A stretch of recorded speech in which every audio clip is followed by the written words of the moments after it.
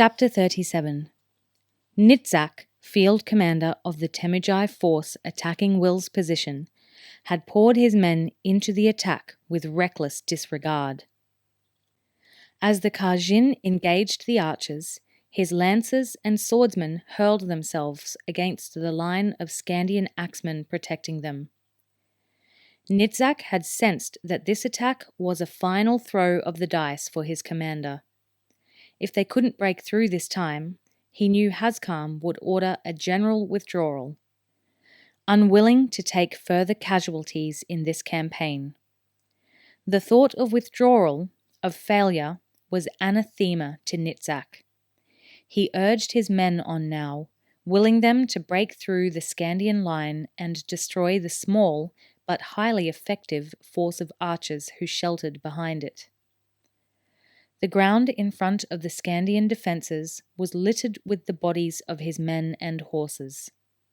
But gradually they were driving the wild northerners back as their numbers were depleted and the defensive line became more fragile. Dismounted now, the Temujai swarmed up the earth slope, slashing and stabbing with their long-bladed sabres. Grimly, the Skandians fought back. "General!" One of his staff grabbed his arm and pointed to a small group of riders angling away from the battle. "The Kajin are withdrawing!" Nitzak cursed them as they rode away. Pampered and privileged, he thought. He knew they regarded themselves as elite members of the Temujai force. Kajin shooters were excused the dangers of direct combat so they could sit back and pick off enemy commanders in relative safety. Now, faced with accurate and deadly return shooting for the first time in their lives, they had broken and deserted him. He made a vow that he would see them all die for their cowardice. But that would have to wait. Now, he realized, the Skandian archers were launching flight after flight of arrows into the rear ranks of the main attack once more. They had to be stopped. The sudden resumption of the deadly volleys could well tip the balance of the battle. Hazkam had remarked that his deputy had no sense of the bigger picture when it came to warfare. But Nitzak had an ability that made him a superb tactical commander. He could sense the crucial moment in a battle, the moment when everything hung in the balance and a determined effort from either side could make the difference between victory and defeat. He sensed such a moment now, watching his men struggling with the Skandians, seeing for the first time an element of uncertainty in the enemy. He drew his sabre from its scabbard and turned to his own personal bodyguard, a half-ulan of 30 seasoned troopers. "Come on!" he yelled, and led them in a charge towards the Skandian line. Nitzak's instincts were accurate. The Skandians, exhausted and bleeding, their numbers depleted, were hanging on with their last reserves of strength and will.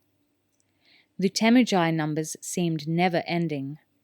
For every one who fell before the Skandian axes, it seemed another 2 rushed to fill his place, screaming their war cries and slashing and stabbing with their sabres.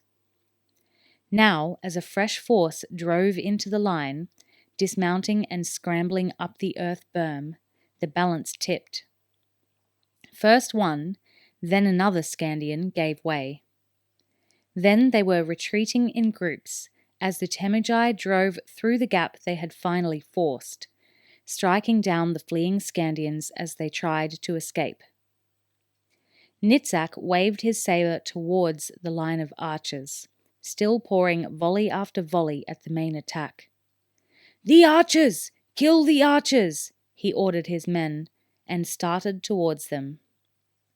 In the command position, Horace threw down the bulky, clumsy shield he had been using and grabbed up his own round buckler. His sword slid from its sheath with an expectant hiss as he swung his legs over the parapet. "Stay here," he told Will, then headed down the slope to meet the first group of Temujai as they clambered up towards him. Now it was Will's turn to watch in awe as his friend went on the attack. His sword moved in bewildering patterns, flicking in and out, overhead, backhand, forehand, thrust, as he cut down the attackers. The first attack was driven back, and now a larger group of Temujai moved towards the tall warrior.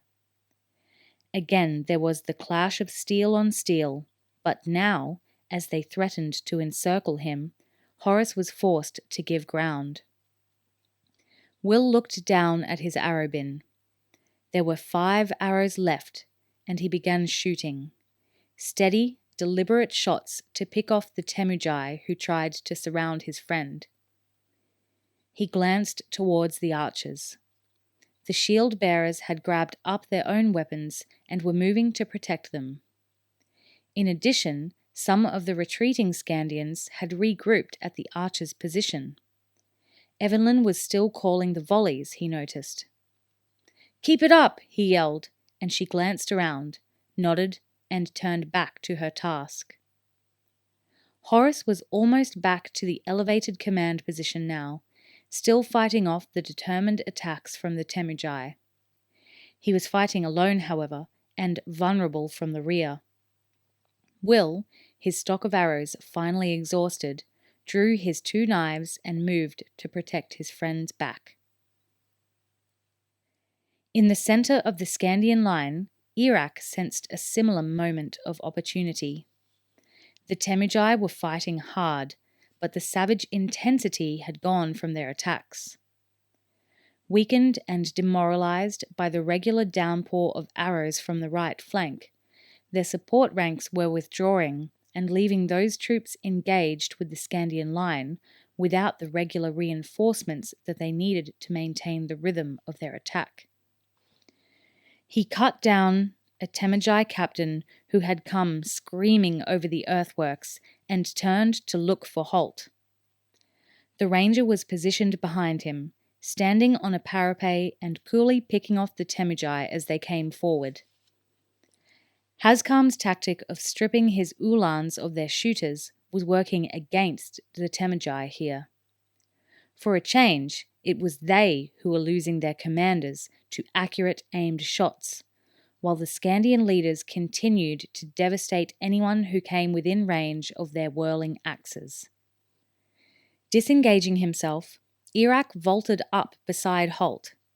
He gestured to the Skandian left wing, so far uncommitted. "I'm thinking if we hit them from the flank, we might finish them," he said.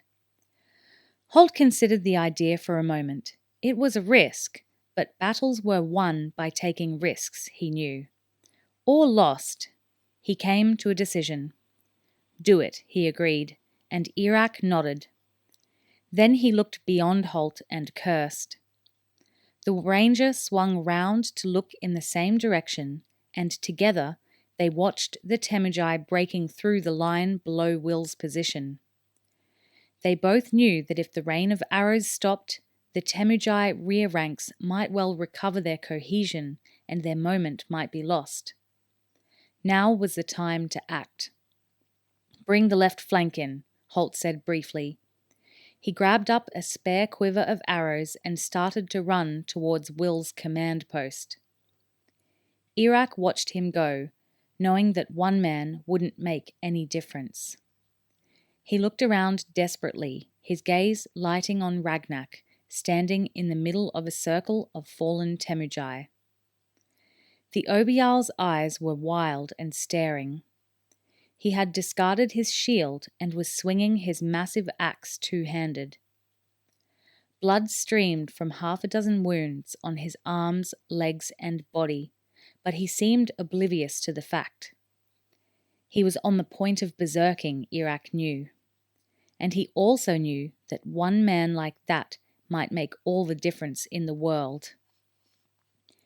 Iraq cut his way through to the Obial, winning a brief respite as the Temujai fell back from the 2 huge warriors.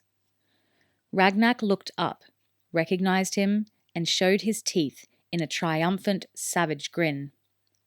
"We're destroying them, Iraq!" he yelled, his eyes still wild. Iraq grabbed him by the arm, shaking him to make him focus his attention.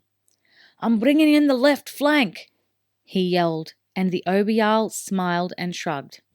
"Good, let them have some fun too," he bellowed. Iraq pointed to the battle raging on the seaward side. "That right wing is in trouble. They've broken through. The ranger needs help there." It seemed odd to be giving orders to his supreme commander. But then he realized Ragnak was incapable of directing the flank attack in this mood. He was good for only one thing: a devastating, crushing attack on any enemy who stood in his way. Now, as he heard Iraq's words, Ragnak nodded repeatedly. "That sarcastic little know-all needs help, does he? Then I'm his man!" And with a roar, he charged off after Halt, followed by his retinue of 12 axemen. Iraq breathed a quick prayer to the Valis. 12 men might not be a lot, but with Ragnak in this near berserk mode, it could be enough.